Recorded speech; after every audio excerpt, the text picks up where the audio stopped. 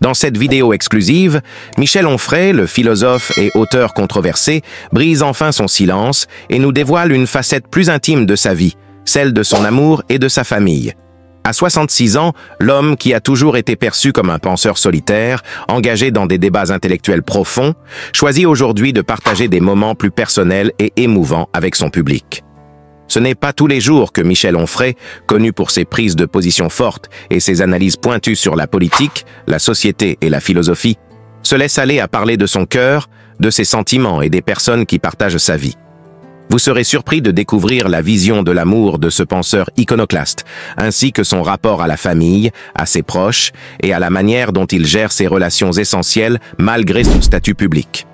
Ce moment est l'occasion unique de voir un homme à la fois complexe et humain qui, à travers les années, a su allier rigueur intellectuelle et sensibilité personnelle.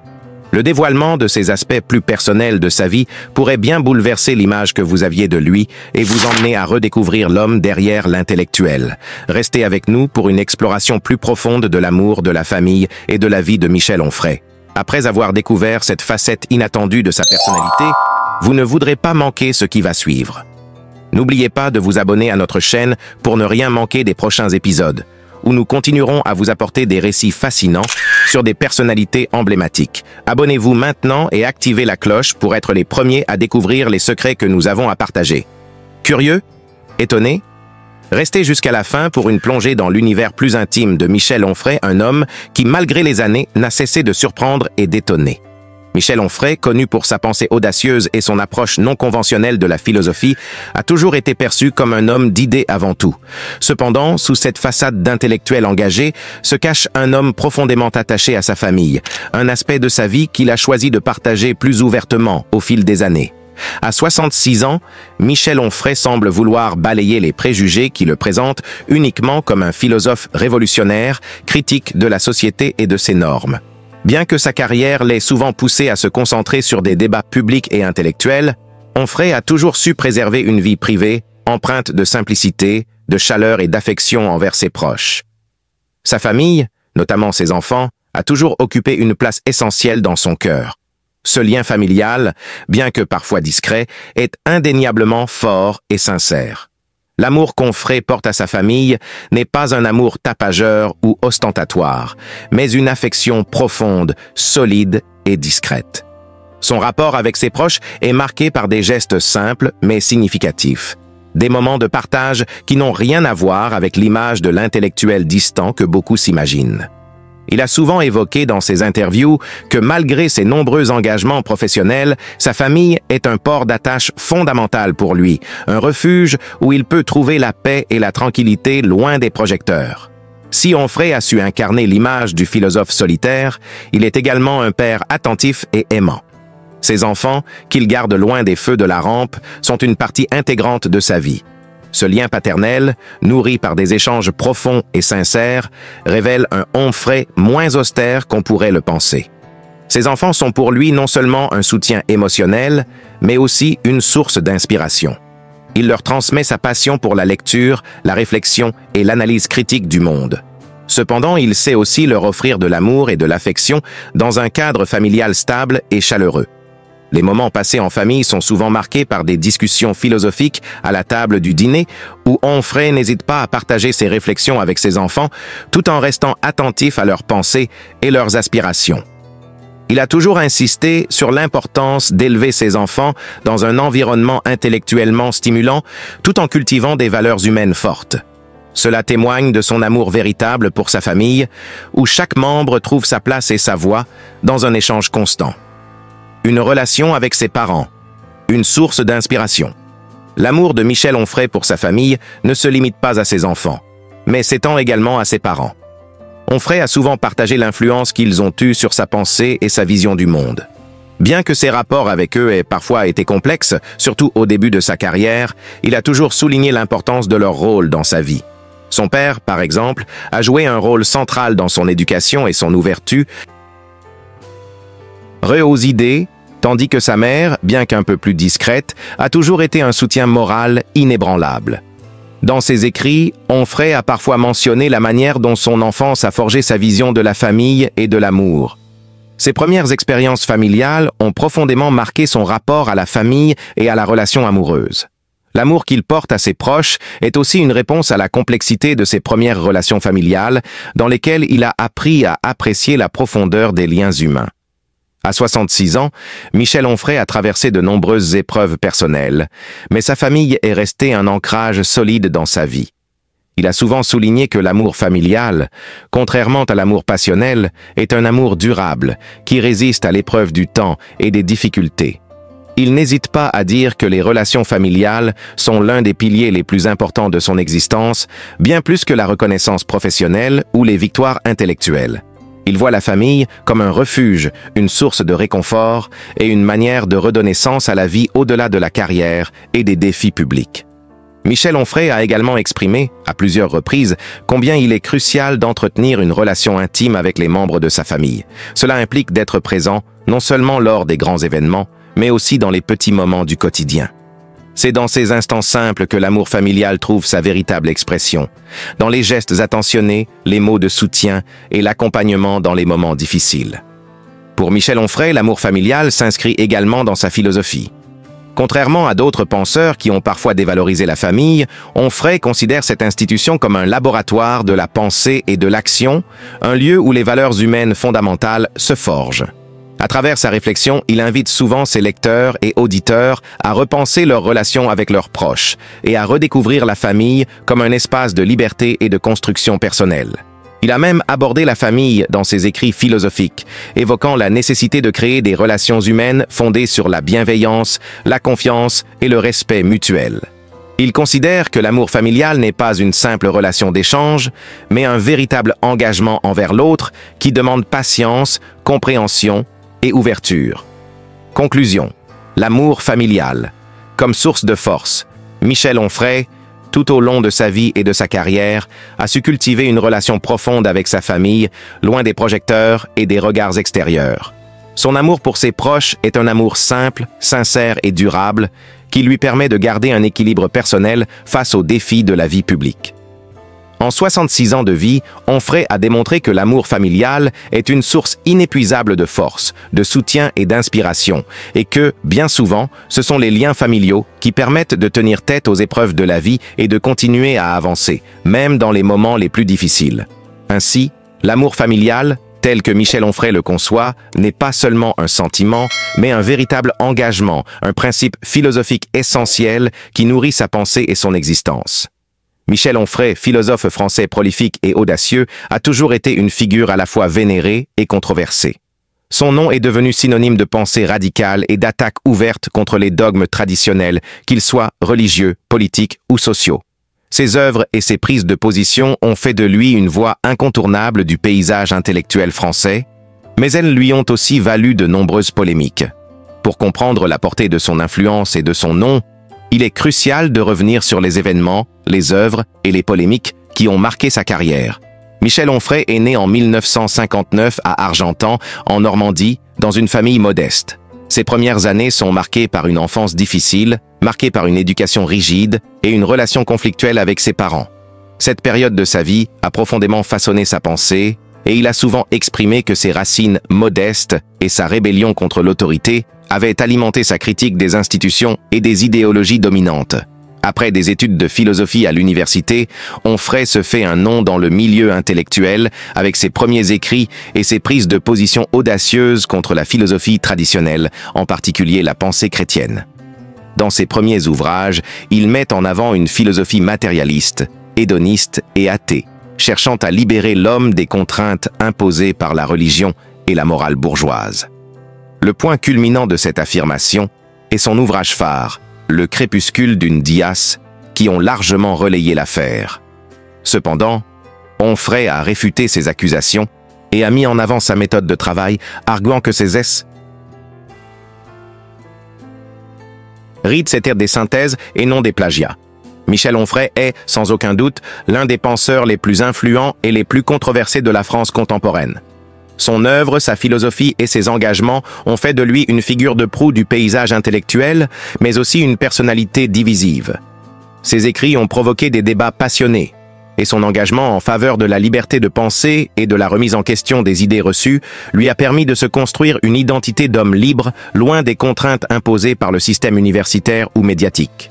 Que l'on soit d'accord ou non avec ses idées, il est indéniable que Michel Onfray a marqué de son empreinte l'histoire de la philosophie contemporaine.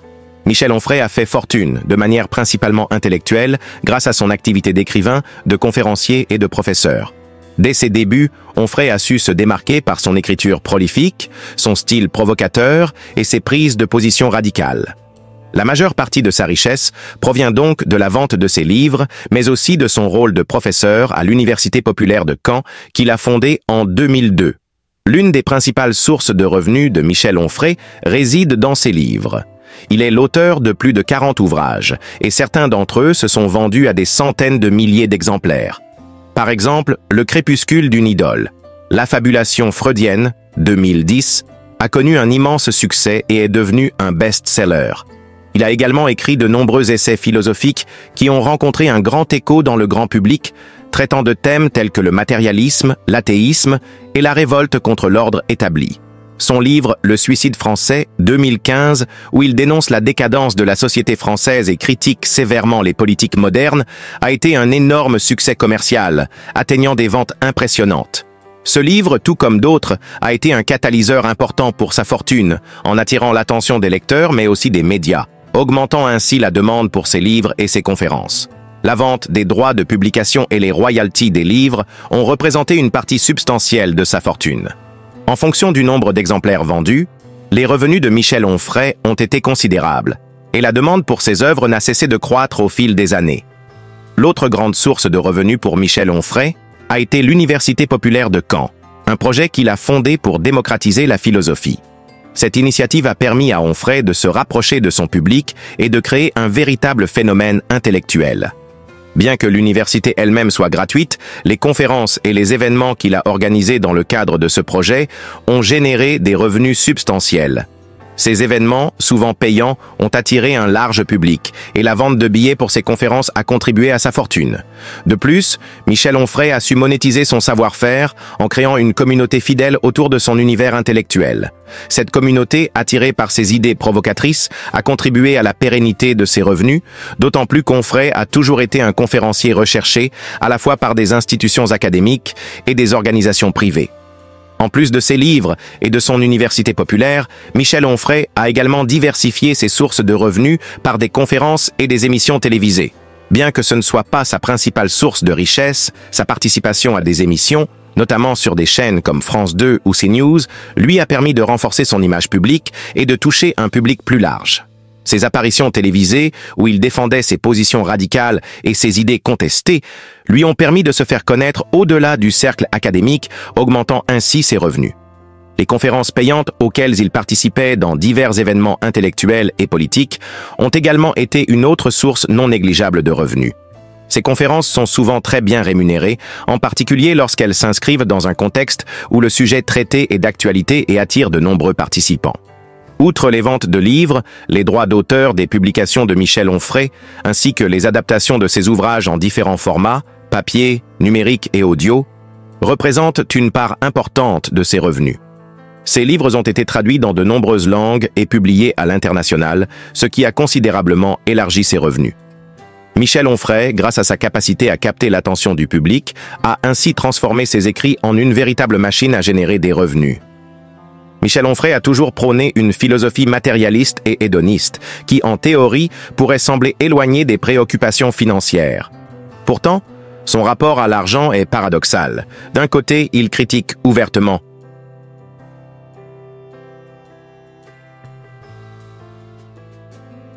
le capitalisme et la société de consommation qu'il considère comme décadente et aliénante. D'un autre côté, il a su capitaliser sur sa réputation et ses œuvres pour créer une richesse substantielle. Il défend le droit à une vie décente et à la jouissance des plaisirs de l'existence, ce qui, dans son cas, s'est traduit par une gestion astucieuse de ses propres finances. Onfray a toujours déclaré qu'il n'était pas gêné par l'argent, mais il l'a vu comme un outil permettant de mener une vie plus libre et de réaliser ses projets intellectuels. Contrairement à d'autres penseurs plus ascétiques, il ne rejette pas la recherche de la richesse, mais au contraire, il reconnaît son rôle dans la concrétisation des ambitions personnelles et professionnelles. En dehors de ses activités professionnelles, Michel Onfray a également su gérer son patrimoine privé. Il a investi dans des biens immobiliers, notamment dans la région de Caen, où il réside. Ces investissements ont été rentables et lui ont permis d'augmenter sa fortune personnelle. Onfray a toujours été discret sur sa vie privée, mais on sait qu'il a cultivé un style de vie relativement sobre, préférant la tranquillité de sa maison normande à l'éclat du luxe ostentatoire. Il a aussi exprimé son intérêt pour la gestion d'un patrimoine intellectuel, en mettant un point d'honneur à protéger ses œuvres et à s'assurer qu'elles soient diffusées de la manière qui lui semble la plus appropriée. Ce contrôle sur sa production intellectuelle a également contribué à la pérennité de ses revenus. Michel Onfray a su transformer son activité intellectuelle en une véritable entreprise lucrative. Grâce à ses livres, ses conférences, son université populaire et ses apparitions médiatiques, il a non seulement acquis une grande renommée, mais aussi une fortune substantielle. Cependant, son rapport à l'argent n'est pas celui d'un chercheur de richesse aveugle, mais plutôt celui d'un homme qui a su utiliser sa popularité pour nourrir ses projets intellectuels et personnels. En dépit de ses prises de position radicales et de ses critiques acerbes du système économique et politique, Michel Onfray a montré qu'il savait naviguer avec habileté dans le monde moderne. Sa capacité à s'impliquer dans des projets qui lui tenaient à cœur, tout en étant rémunéré pour ses idées, a fait de lui un modèle de réussite intellectuelle et financière. Que l'on partage ou non ses convictions, il est indéniable que la fortune de Michel Onfray est le fruit de son génie intellectuel et de sa capacité à saisir les opportunités qui se sont offertes à lui.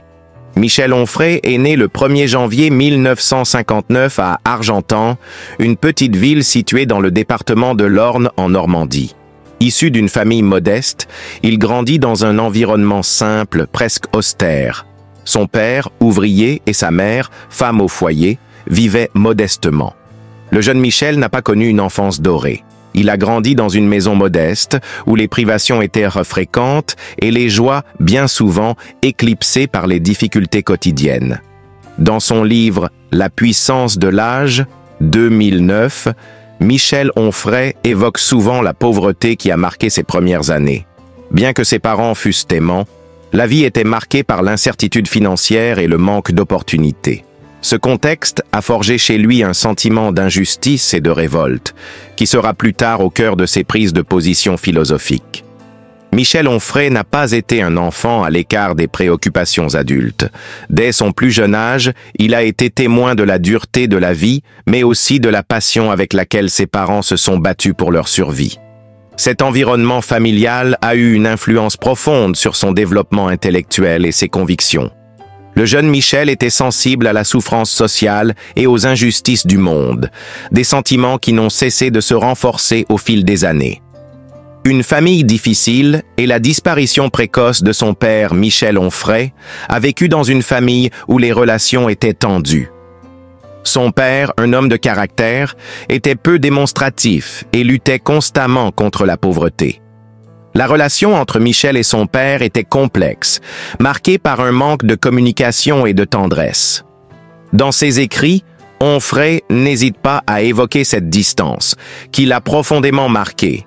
Le décès prématuré de son père, alors qu'il n'avait que 13 ans, a été un événement bouleversant pour lui. La perte d'un père dont il ne s'était pas rapproché n'a fait qu'accentuer les cicatrices émotionnelles qu'il portait depuis son enfance. La mère de Michel, quant à elle, a été une figure centrale de son enfance. C'était une femme douce, mais profondément soumise à la dureté de la vie. Elle portait un amour incommensurable pour ses enfants, mais ne savait pas comment leur offrir une stabilité émotionnelle. Dans les premières années de sa vie, Michel a donc souvent ressenti une grande solitude, un sentiment que la famille ne pouvait pas combler complètement. L'école. Une première rencontre avec la pensée. Malgré un environnement familial difficile, l'école est rapidement devenue un refuge pour Michel Onfray. Très jeune, il montre une passion pour les études et une soif de savoir qui le distingue des autres enfants de son âge. Ce goût pour l'intellect et la curiosité naturelle qu'il manifeste dès son enfance était en grande partie alimenté par une profonde insatisfaction avec le monde autour de lui. À l'école, Michel se plonge dans les livres et développe très tôt un intérêt pour les grands auteurs, en particulier ceux qui, selon lui, avaient le courage de remettre en question les structures de pouvoir et de société. Il se souvient notamment de son professeur de philosophie au lycée, un homme qui a éveillé en lui l'intérêt pour les idées de Socrate, de Platon et d'Aristote. C'est à ce moment-là que Michel Onfray a commencé à nourrir l'idée que la philosophie pourrait être un moyen puissant de comprendre et de critiquer la société. Dès l'adolescence, il était fasciné par les grands penseurs et leur capacité à se libérer des conventions sociales et religieuses. Au-delà de ses études, Onfray se distingue par sa personnalité déjà rebelle. À cette époque, il refuse la norme et se détourne de l'Église catholique qu'il considère comme une institution oppressante. L'idée de la pensée libre, indépendante et émancipée commence à prendre forme. Son rejet du christianisme, qui reviendra plus tard dans sa philosophie athée et matérialiste, trouve ses racines dans son éducation et les expériences de sa jeunesse. Les premiers pas en philosophie. Un autodidacte en devenir. Dans les années 1970, Michel Onfray quitte sa ville natale pour rejoindre l'université de Caen, où il commence des études de philosophie. C'est là qu'il se heurte pour la première fois à l'élitisme et à la rigidité des institutions académiques. Son esprit contestataire et son indépendance de pensée entrent souvent en conflit avec la structure traditionnelle de l'enseignement universitaire. Toutefois, ces années universitaires seront marquées par la rencontre de plusieurs figures intellectuelles qui façonneront son approche de la philosophie. Sa formation intellectuelle sera marquée par des penseurs comme Friedrich Nietzsche, Spinoza et Jean-Paul Sartre. Cependant, Onfray prendra ses distances avec certains courants philosophiques dominants, en particulier ceux qu'il jugera trop abstraits ou déconnectés des réalités sociales et politiques. Bien que son parcours académique l'amène à enseigner plus tard à l'Université populaire de Caen, Onfray se forge une vision autodidacte de la philosophie. Il rejette l'enseignement académique traditionnel qu'il considère comme une forme de conformisme intellectuel. Il privilégie une approche de la pensée libre et indépendante, ouverte à toutes les idées et réticente à tout dogme. Cette position critique envers l'académie et la tradition fait écho à ses expériences de jeunesse, où il s'est senti marginalisé par des institutions qu'il jugeait trop rigides. Le choc de l'enfance, la formation de son caractère. Il est important de noter que l'enfance difficile de Michel Onfray a non seulement marqué son développement intellectuel, mais aussi son caractère. La solitude qu'il a ressentie dès son plus jeune âge a forgé un homme d'une grande force intérieure, capable de résister aux critiques et d'affirmer ses idées face à l'adversité. Ces idées philosophiques, qui prônent une approche matérialiste de l'existence et un rejet des dogmes religieux, trouvent leur origine dans cette lutte personnelle contre la souffrance et l'injustice. Son enfance, marquée par le manque, la perte et la solitude, l'a poussé à chercher un sens à la vie qui allait au-delà des conventions sociales et religieuses. Ses écrits, et plus particulièrement son traité de la décomposition, sont l'expression de cette quête incessante pour comprendre et déconstruire les structures de pouvoir. Son parcours est celui d'un homme qui a grandi dans l'ombre de la souffrance mais qui, au fil du temps, a su transformer cette douleur en une force de réflexion radicale.